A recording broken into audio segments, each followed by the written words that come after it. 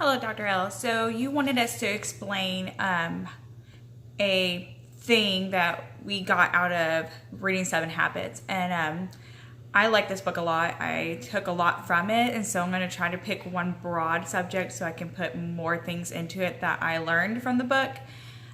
So the first thing and the main thing I feel like I learned from this book was the inside out approach. Just the idea that you have to work inside and like work on you first before you can really branch out and work with others. Have those those private victories first, and then have those public victories. And I think that's kind of stuck with me because I know when I was younger, and even today, I'm still trying to like change this habit of, working hard and want people to recognize what I do and recognize. But then all I get is I end up just kind of being obnoxious, and people kind of like step away from that and don't want to be around when people are trying to be kind of like showboats. And for me, I started taking a step back, and like instead of trying to really impress other people, I need to start kind of impressing myself and just doing things for myself. So I would, just do little goals that were beneficial to me, that makes me life meaning for me.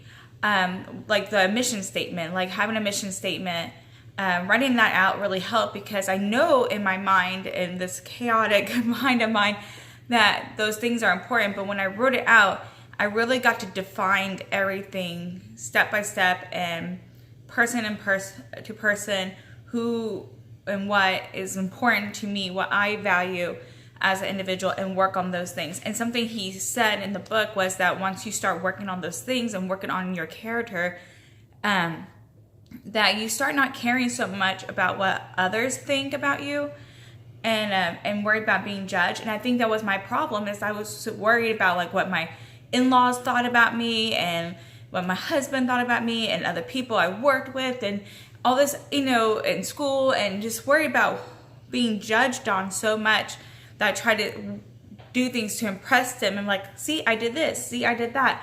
But that just made me look arrogant.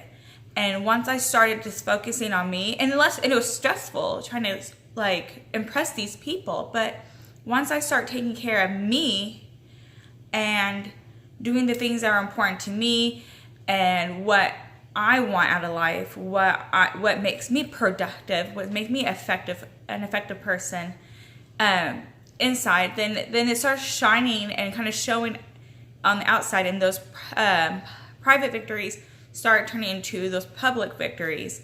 And that was something I had to learn, and something that I learned before this book, but it was great to read it and kind of have someone define it in a different paradigm, like that paradigm shift of, okay, what exactly am I trying to conquer in life? And I like that rest in peace assignment, because when I read the book and I was like, oh, he's going to make us write, our eulogy. But I'm like, what would someone say for me? And I know years back, I would not get, it would be like, oh, she's a nice person and she was a sweet daughter, friend, whatever. But what did I really accomplish back then? And I know I worked hard these last few years to upgrade my life, I like to say. But I want people to recognize me for more than what, I don't know, maybe that sounds greedy, but more than what I have already achieved. I hope that I was known more as a genuine person, a person that was caring and thoughtful and inspire somebody. I want to be very inspirational to other people.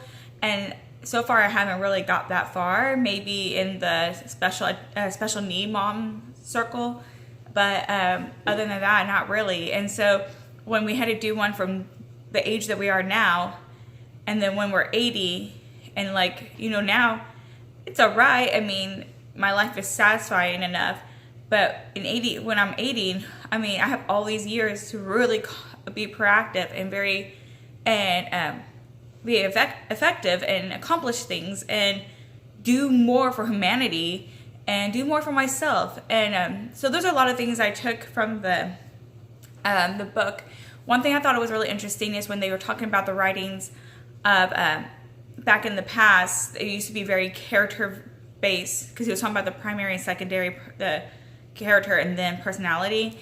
and he was talking about how the writings in the past was more character based, and then after like when the war started happening, then it used to be it became more personality based. And when we did the timeline for IO, and I found that there was a lot of they started doing a lot of personality tests during the war. So I wonder if that was a connection where they kind of threw out building any kind of character for yourself and the character ethics, and just was more like, what's your personality? Oh, you'll be good here, you'll be good there for the time of need of the war. So I thought that was kind of interesting that kind of tied into the book and what he was saying about the book. And there was one more thing. And one more thing is we were talking about our scheduling, and like, this is the inside out kind of thing.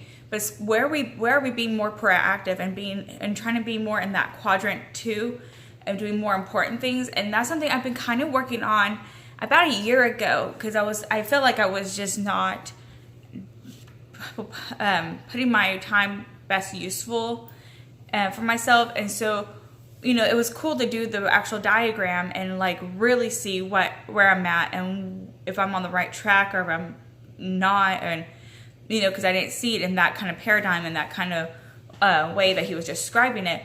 But just being more proactive, doing things that are want to benefit my life, benefit my happiness, my enjoyment, versus trying to, once again, impress other people and be there, fit their needs and do things for them.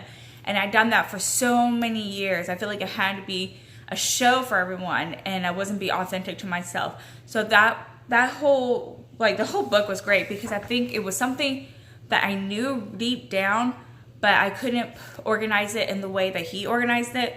And so when I read it, I'm like, yes, this is what I've been trying to do for myself, but I just didn't know the right steps to do. So I really like it, and I do believe that you can change your habits. I have to put in free will in this video, but I don't believe that we can't conquer anything. I think we can, with some limitations, of course. So I thought this book was amazing, and I really enjoyed it, and it will definitely be on my bookshelf. It's on my bookshelf now. All right, well, thank you. Bye.